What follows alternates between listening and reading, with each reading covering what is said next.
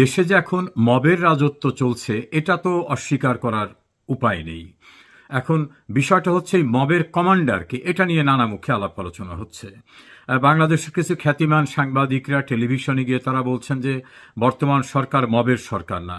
কেউ বলছেন যে এটা আন্তর্জাতিক সরকার, কারণ বিদেশিদের সংখ্যাগরিষ্ঠতা নিয়ে এই সরকার। কেউ বলছেন না, এটা গ্রামীণ ব্যাংক কনসোর্টিয়াম সরকার। কেউ বলছেন যে না, এটা এনজিও কনসোর্টিয়াম সরকার। আবার কেউ কেউ বলছেন না, এটা চট্টগ্রাম বিভাগীয় সরকার। যাই হোক, এটা যার যার মতামত তারা ব্যক্ত করেছেন। তবে প্রাধান্য পেয়েছে যে দেশটা এখন মবের রাজত্ব। একসময় বলা হতো মগের মুল্লুক, এখন বাংলাদেশ পরিষ্কারভাবে মবের রাজত্ব চলছে।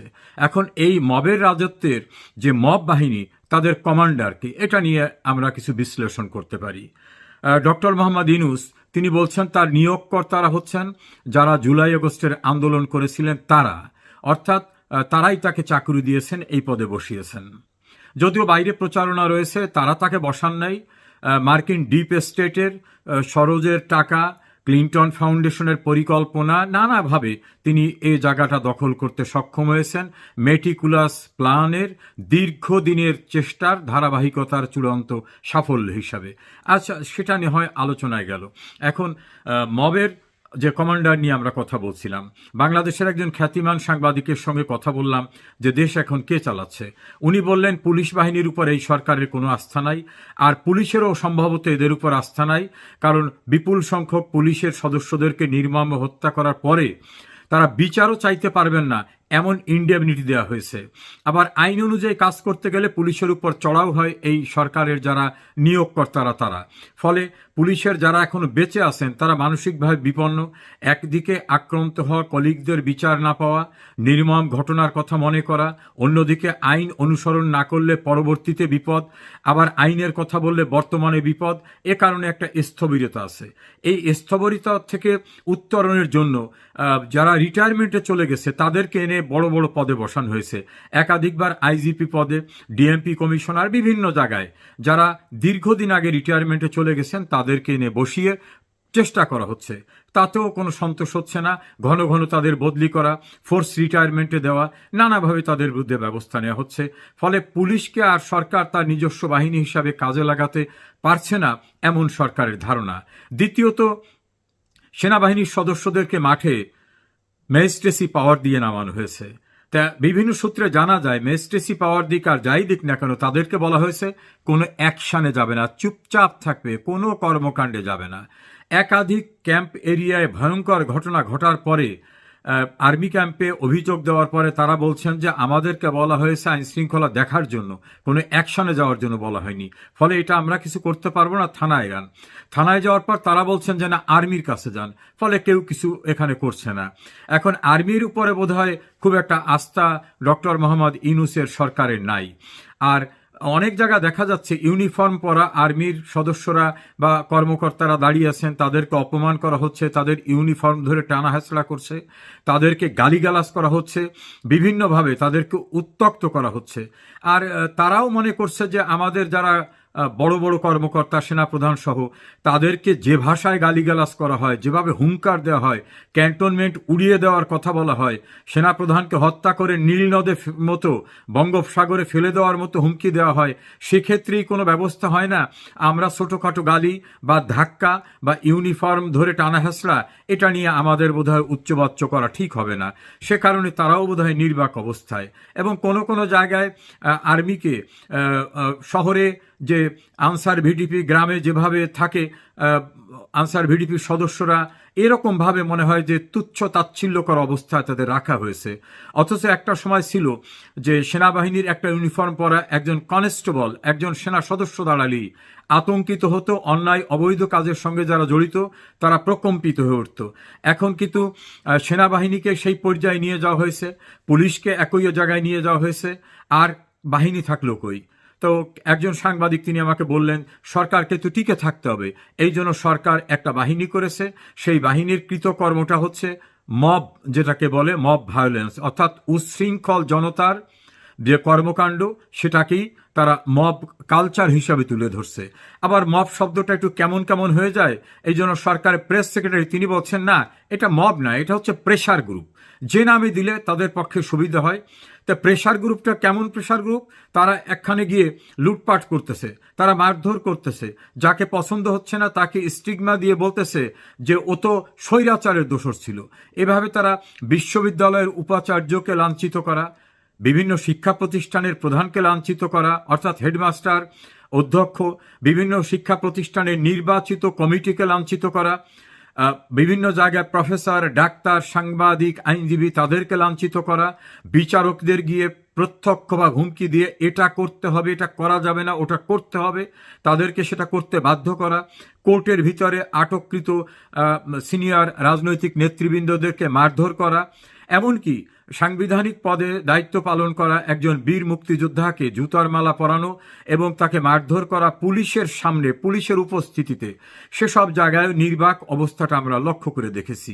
আবার যদি কোনো পত্রিকা কোনোভাবে কোনো সংবাদ পরিবেশন করে যেটা তাদের মনোপুত হবে না, সে পত্রিকার উপরে খড়গহস্ত নেমে আসছে। এভাবে মবের রাজত্ব কায়েম হয়েছে।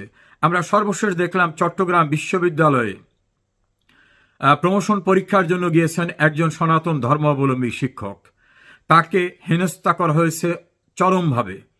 তার অপরাধ কি? তিনি একজন বিশ্ববিদ্যালয়ের শিক্ষক, তাকে ট্যাগ দেওয়ার চেষ্টা করা হয়েছে যে তুমি এখানে করো।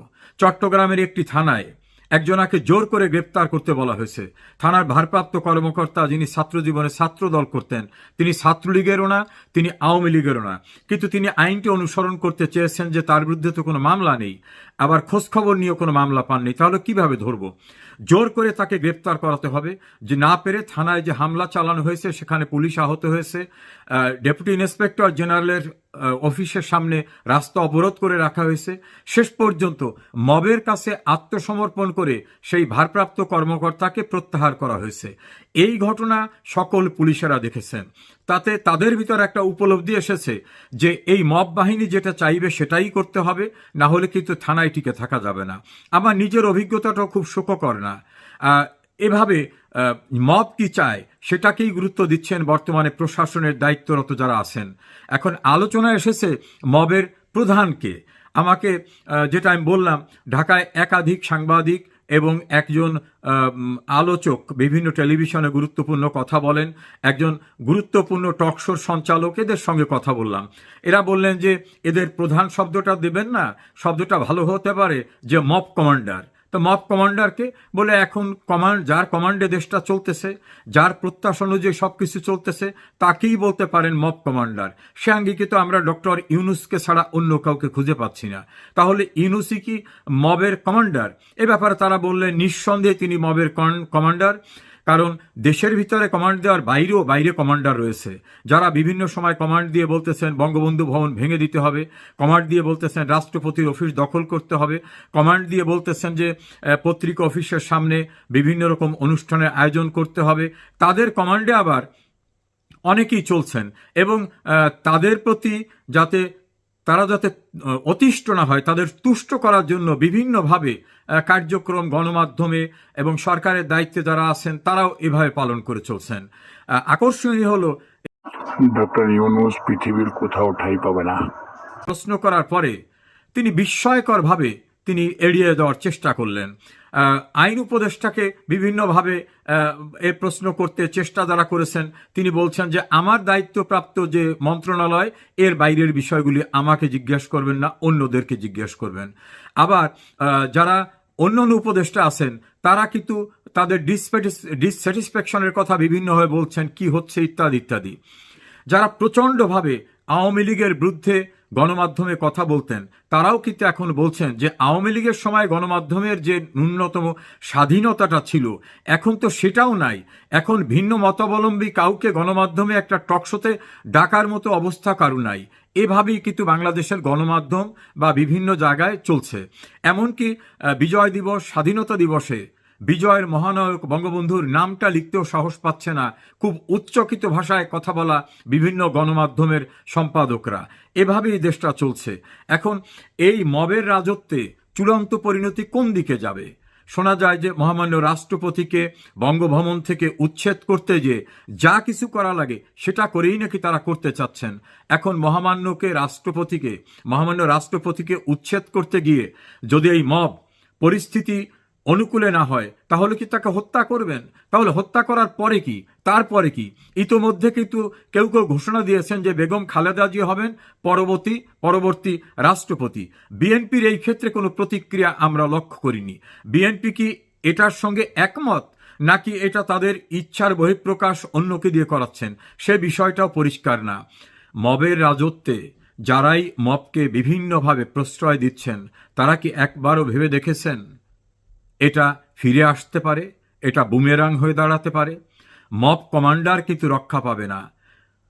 গণতন্ত্রের সূতিকাগার বলা হয় যে ব্রিটেন, সেই ব্রিটেনে এসেও কিন্তু মবের কমান্ডার নির্ধারিত হোটেলের থেকে বাইরেও নামতে পারেন নাই। ব্রিটেনের রাষ্ট্রীয় ব্যবস্থার এত শিষ্টাচার সৌজন্যবোধ থাকা পরেও তারা কিন্তু এই মব কমান্ডারকে দেখা করতে অস্বীকার করেছেন।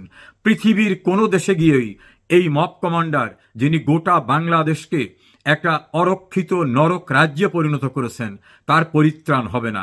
বাংলাদেশে থাকলে হবে না, বাংলাদেশের বাইরে গেলে হবে না। কিন্তু যারা প্রকারান্তরে এই মবকে সাহায্য করছেন, সুকৌশলে এই মবকে বিভিন্নভাবে প্রশ্রয় দিচ্ছেন, আশ্রয় দিচ্ছেন, তাদেরও মনে রাখতে হবে পরিণতি কিন্তু কারো জন্য কোনো সুখকর হবে না। মব কমান্ডার, মনে রাখবেন, অত্যাচার, নির্যাতন, নারকীয় বর্বরচিত বিভিন্ন কর্মকাণ্ডের মধ্য থেকে পৃথিবীতে চিরকাল টিকে থাকার চেষ্টা অনেক শাসকেরা করেছে। তাদের কিন্তু টিকে থাকা হয়নি, তাদের কিন্তু করুণ পরিণতি হয়েছে। আপনি মধ্যপ্রাচ্যের দিকে তাকিয়ে দেখুন, আফ্রিকার দিকে তাকিয়ে দেখুন, অনেকেই কিন্তু অনন্তকাল টিকে থাকার চেষ্টা করেছে নানা অজুহাতে। আপনি হয়তো নানা অজুহাতে নির্বাচন দিতে চাইবেন না, নানা অজুহাতে টিকে থাকার চেষ্টা করবেন, আপনার চেষ্টা সফল হবে না। ইতোমধ্যে আপনার নোবেল প্রাপ্তির যে কারণ উল্লেখ করা হয়েছিল, শান্তিতে নোবেল, আপনার আমলেই বাংলাদেশ শান্তির অবনতি 30 দফা নিচে নেমে গেছে। আপনার আমলেই বাংলাদেশ অশান্তির অভয় অরণ্যে পরিণত হয়েছে। আপনার আমলেই বাংলাদেশের উন্নয়নের অগ্রযাত্রা চরমভাবে ব্যাহত হয়েছে। আপনার আমলেই কিন্তু সাম্প্রদায়িকতা মাথাচাড়া দিয়ে উঠছে। আপনার আমলেই অপরাধীদের দায়ে মুক্তি দেওয়ার সংস্কৃতি আপনি চালু করেছেন। আপনি বাংলাদেশটাকে একটি উন্নত, সমৃদ্ধ, উন্নয়নশীল বাংলাদেশ থেকে পেছনের দিকে নিয়ে এমন জায়গায় পৌঁছে দিয়েছেন যে সারা দেশের মানুষ অতিষ্ঠ। মব কমান্ডার, শেষ রক্ষা আপনারও হবে না।